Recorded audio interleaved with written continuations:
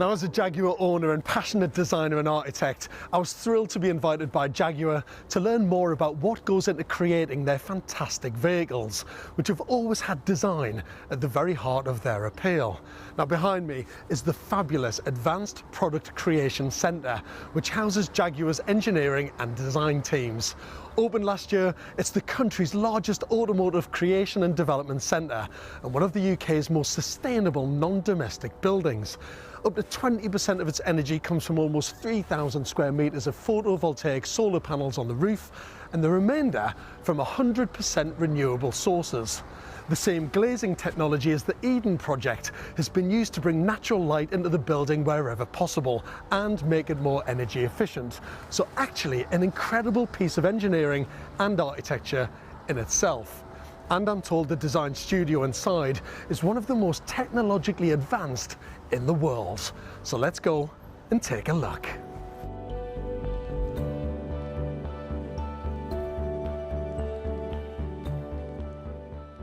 So Adam, thanks for having me today.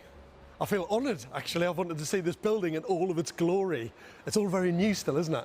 What's it like to work in? It's fantastic to work here, George. It's a brand new state-of-the-art studio. We think it's one of the best in the world. So we've got 30 of these clay modelling robots that mill clay models like this. What we do, George, is we go from the first sketches. Yeah. Okay, then we go into digital software and create a three-dimensional form. Then we want to quickly evaluate that on a model. And it could be on a scale model or a full-size model. And we mill that out quite quickly to get the volume and proportions, as we call it. I'm amazed by the process between kind of high-end technology, but also having hands-on sculptors to create these amazing forms. It really is craftsmanship on every level, isn't it? It is absolutely, George. Yeah, and you know what? That is one of the nicest parts of the job, working with this great team to produce models like this, because they really are artists in a way. The other thing we've got to mention is the combination of aesthetics with engineering. I mean, under this, there's got to be an amazing battery, amazing performance, comfort, luxury, the lot, hasn't it? Yeah, I mean, you're totally right, George. That is the really difficult part of the job. It's getting that first sketch to a car out on the road, fully engineered and performing brilliantly like any Jaguar should, and to make it still look like that first sketch that you did. Well, I've had my I-Pace for nearly 2 years and I love it. I absolutely love it. It's a joy to drive and a fantastic bit of engineering. But let's jump on the next stage. Okay. So over here, you've got yourself a little mini, tiny model of an I-Pace. Does that come after this stage or before the one-to-one clay? Is this just a bit of fun? It is a bit of fun, but it's serious as well, because this scale model comes before the full size. So imagine all the designers, all the design team have done all their sketches, and we've looked at them and we've picked some out, and then we say, right, okay, we're going to make 4 or 5 of these scale models just to test out the themes. They're usually to the same overall proportions, like the wheelbase is set and the length and everything. And then again from digital, we'll build the themes from sketches in CAS, as we call it, computer-aided surfacing.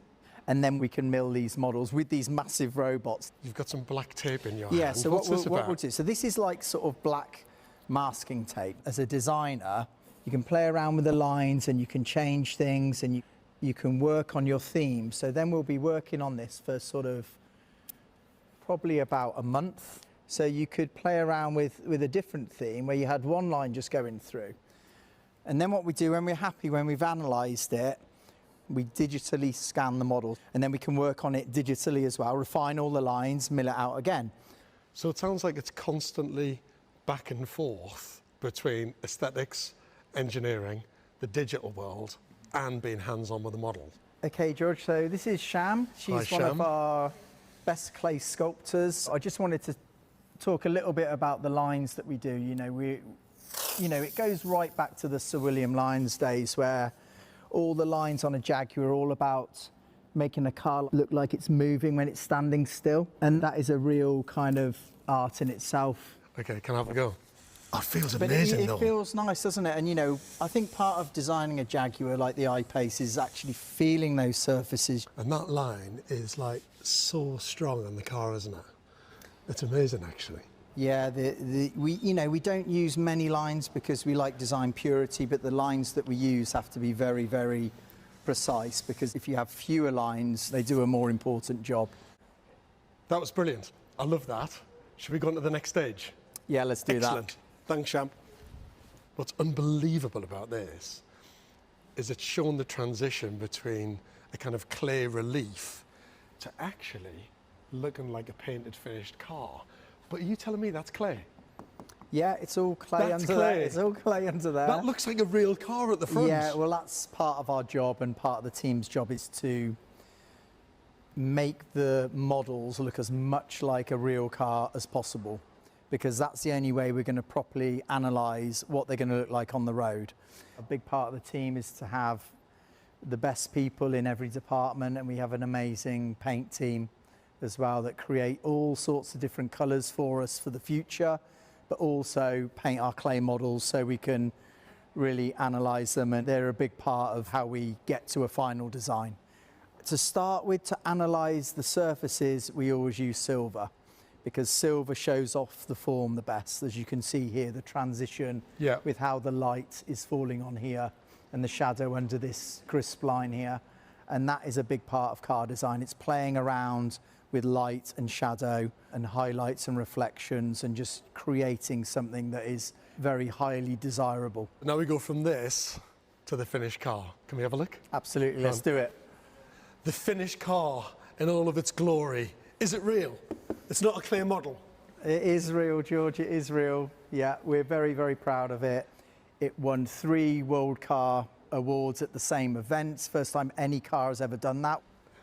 It's a revolution, this car, isn't it?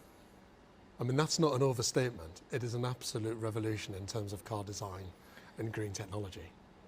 Yeah, I think it is. I think it is because, you know, we totally use the EV technology, the batteries, the electric drivetrains to really have this clean sheet of paper design and free up all that interior space.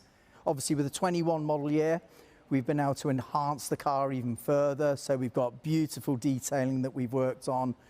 And I'm assuming just the kind of feeling of being in the car is something really important to you as a designer.